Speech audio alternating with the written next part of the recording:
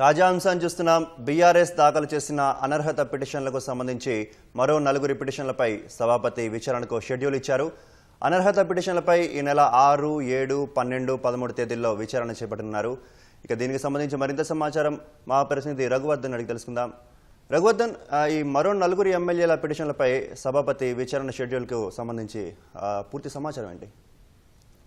TRS party తరఫున ఎన్నికై కాంగ్రెస్ పార్టీలో చేరిన ఎమ్మెల్యేలు 10 మందిని అనర్హులుగా ప్రకటించాలని కోరుతూ బీఆర్ఎస్ పార్టీ తరఫున శాసనసభాపతి ప్రసాద్ కుమార్ ముందు అనర్హత పిటిషన్లు దాఖలు చేశారు. ఇందుకు సంబంధించిన విచారణ ప్రక్రియ గత కొన్నాళ్ళుగా కొనసాగుతుంది. ఇప్పటికే 4 ఎమ్మెల్యేలకు సంబంధించిన విచారణ ప్రక్రియ పూర్తయింది. వాటికి సంబంధించిన క్రాస్ ఎగ్జామినేషన్ ప్రక్రియతో పాటు వారి ఆ విచారణ కూడా పూర్తయిన నేపథ్యంలో ఆ 4 విషయంలో తీర్పును సభాపతి రిజర్వ్ చేశారు. తాజాగా మరొక 4కి సంబంధించిన విచారణ షెడ్యూల్ ను శాసనసభాపతి ప్రసాద్ కుమార్ ప్రకటించారు. ప్రధానంగా అరకిపూడి గాంధీ, పోచారం శ్రీనివాస్ రెడ్డి, తెల్లం వెంకట్రావుతో పాటు మరొక డాక్టర్ సంజయ్కి సంబంధించి 4కి సంబంధించిన బీఆర్ఎస్ దాఖలు చేసిన పిటిషన్లపై విచారణకు షెడ్యూల్ ప్రకటించారు. ఇందుకు సంబంధించి ఈ నెల 6వ తేదీన, 7వ తేదీన, 12వ తేదీన, 13వ తేదీన సభాపతి సమక్షంలో విచారణ జరిగింది. ఈ విచారణలో భాగంగా మొదట పిటిషనర్లను ప్రతివాదుల తరపు న్యాయవాదులు క్రాస్ ఎగ్జామినేషన్ చేస్తారు. ఆ తర్వాత పిటిషనర్లను ప్రతివాదుల తరపు న్యాయవాదులు క్రాస్ ఎగ్జామినేషన్ చేస్తారు. రోజుకు 2 చొప్పున ఈ క్రాస్ ఎగ్జామినేషన్ ప్రక్రియ ఉంటుంది. న్యాయవాదులు ఎవరైతే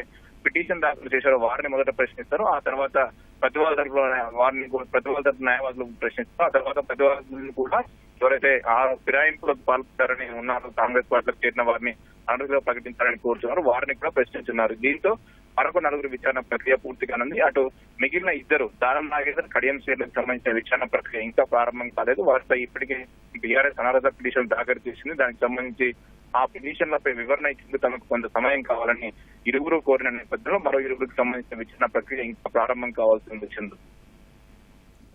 ధన్యవాదాలు రఘువర్ధన్.